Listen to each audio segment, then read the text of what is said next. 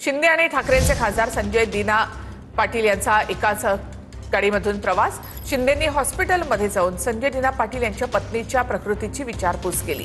संजय दिना पाटलांना उद्धव ठाकरे यांनी देखील फोन केला। मिलिंद नार्वेकर यांनी सुद्धा रुग्णालयामध्ये जाऊन विचारपूस केली आहे।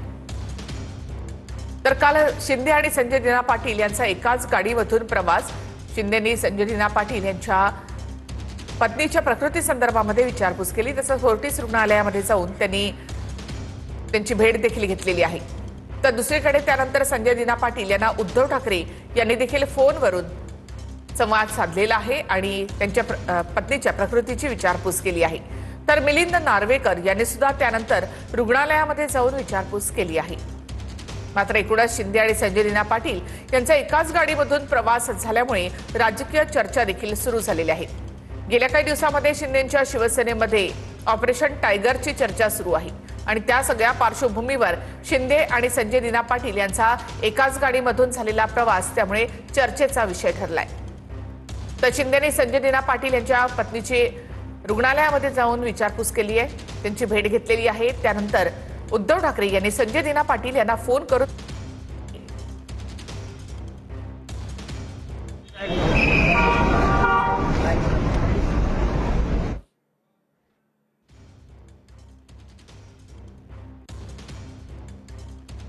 साहेबांच्या गाडीमध्ये बसलेले होते, परंतु प्रसंग कुठचा होता हा देखील आपण विचार करण्यासारखा आहे।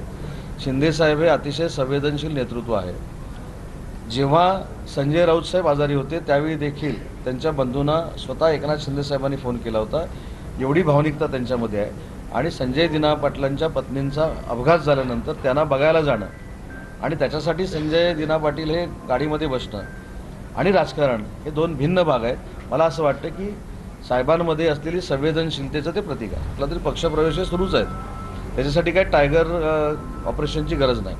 तुमचा जो प्रश्न आहे तो थेट खासदारांपर्यंत पोहोचतो याची मला पूर्ण कल्पना आहे, पण याच्यावर स्पष्ट साहेबांनी भूमिका घेतलेली आहे की एखाद्याला भेटण्यासाठी मला काय गोपनीय भेटायची आवश्यकता नाही। म्हणजे साहेबांना मी जाहीर सगळ्यांना भेटलेलो आहे, परंतु त्या खासदारांच्या बाबतीमध्ये कुठेही बैठक झालेली नाही, कुठेही गुपित मीटिंग झालेली नाही। त्याच्यामुळे ते टायगर ऑपरेशन राबवणं साहेबांच्या मनात देखील नाही, ही भूमिका साहेबांनी स्पष्ट मांडलेली आहे।